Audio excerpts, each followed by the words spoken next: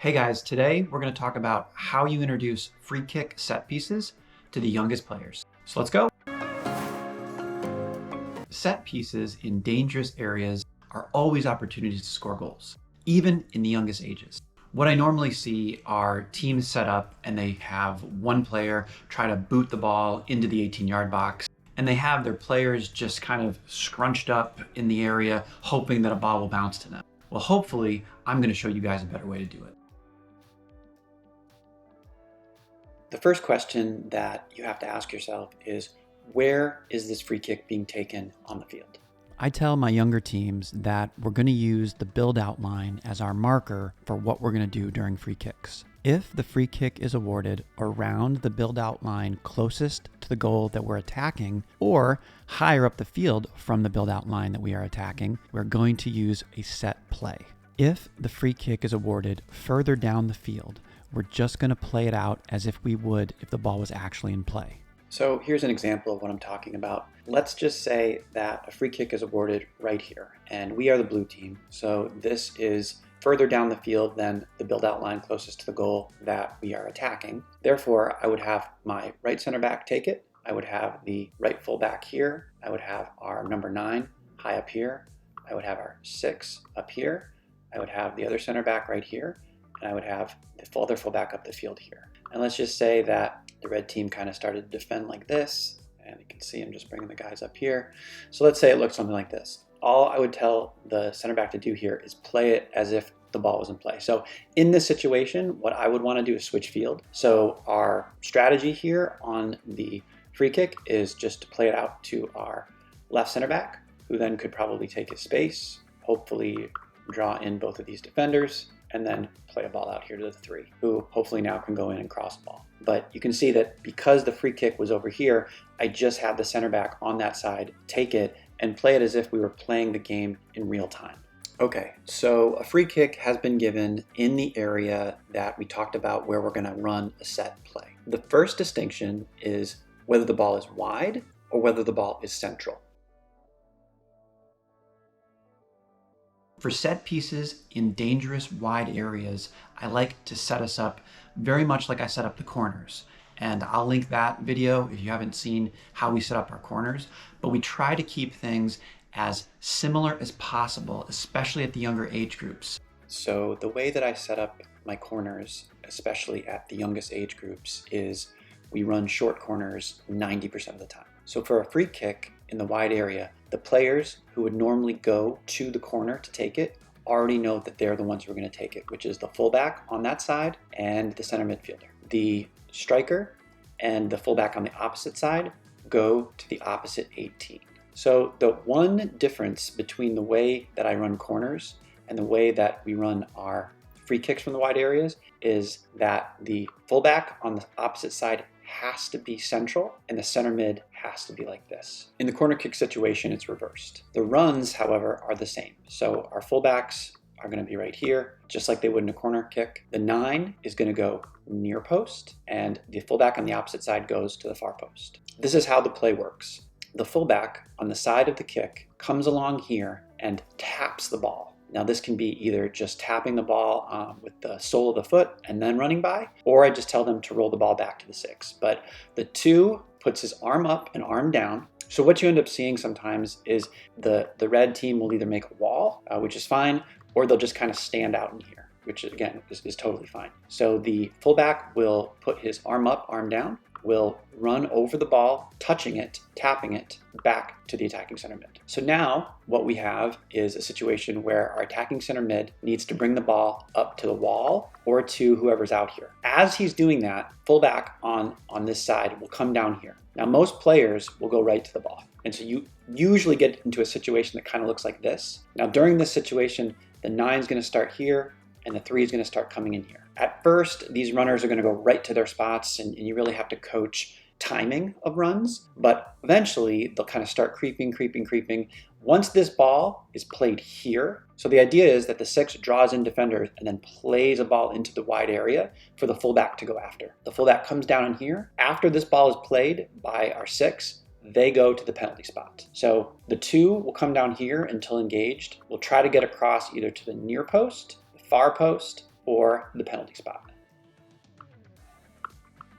Just a point of clarification here, guys. The free kick in the wide area has to be high enough up the pitch that you can actually run this play. If the free kick is awarded down here, close to the corner, I just run these like I would any corner. So that's the first basic free kick that I teach my younger teams in the wide areas.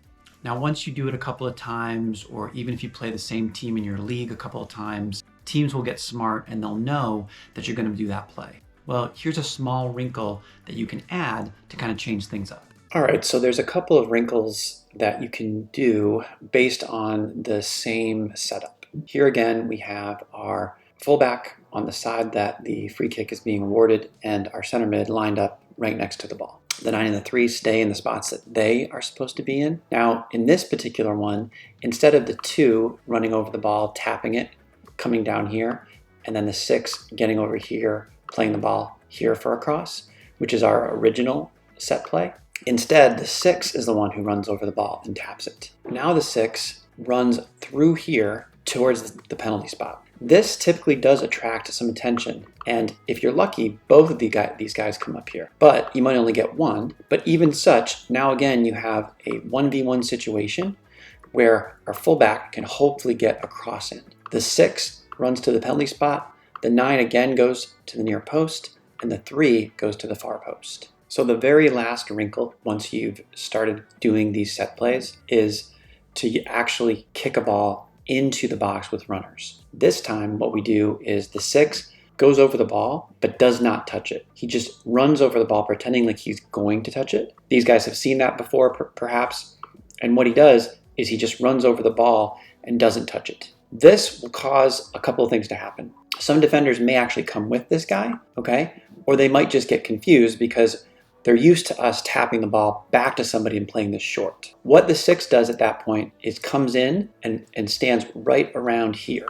The 2, after they start seeing people move, some defenders move, will go ahead and play a ball into the box.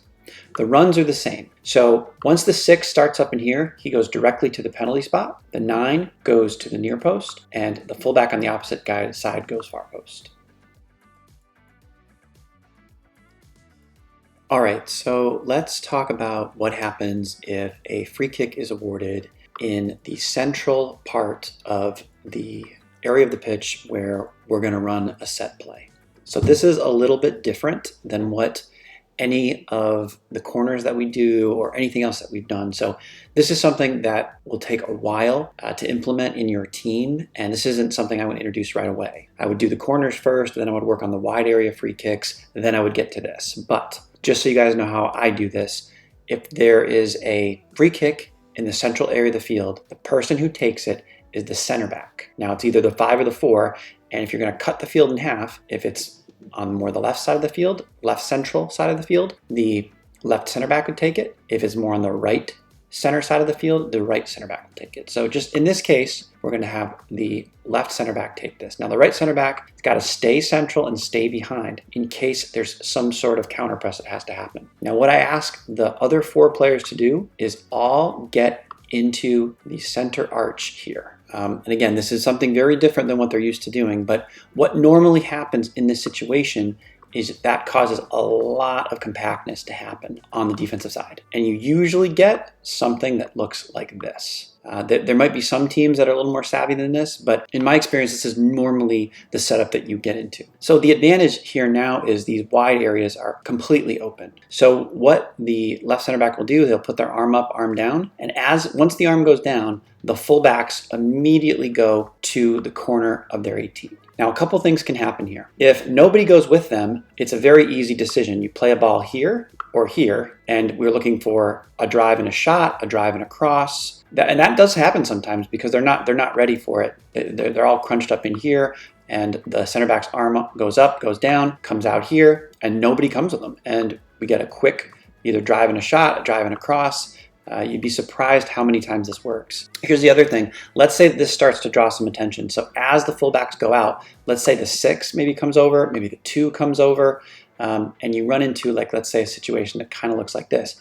Well, now your center midfielder and your striker have to look to get into these pockets. And so what we'd be looking to do here is to play a ball in here and then look to take a quick shot if possible. If the ball is played in here, this will draw more attention out here. And let's say that their back is to goal and they just can't get a shot off. Playing the ball back out wide for another shot or another cross is the play. So it really depends on what happens when the fullbacks go out wide. And this is something we're going to talk about in a minute on how I actually practice and coach these. But if nobody comes with these guys and they're just sitting out here on the corner of the 18 with nobody there, this ball just needs to come here. And then this is really dangerous. However, if you attract some people and you start getting some people to come out here, now we can just play a ball in here to the 9. And the 9 can turn and shoot. Or let's say more attention comes back here, the 9 could play a ball back out here for either, again, a shot or a cross. Now, one question you might be asking is, why don't you just have the players shoot it directly at goal from some of these free kicks? And sometimes I do, but at this age group, not a lot of them have, 1, the leg strength, or 2, the accuracy to be able to put a ball above either a wall or above several players and get it on frame. Now, if you have a special player who can do that, certainly you'll want to mix that in. So for those of you who've been following my channel for a while, it'll come to no surprise that I use pattern choreography to teach these free kicks. Here we are set up to practice with pattern choreography against mannequins. What I would have is several balls just off the pitch here to quickly get back into the free kick after we had gone through one, as well as having players take turns in those positions. What I do is have them run through this several times so they get very comfortable with where the runs are, what the pattern is, and what they're supposed to do in their specific role on the set piece. The progression here in this exercise is to add defenders and add a goalkeeper. You can also put in pug goals as counter goals for defenders to go after if they win the ball. So hopefully this helped you guys. Hopefully this is something that you can take back to your team and really use. As always, if you have any questions, feel free to reach out.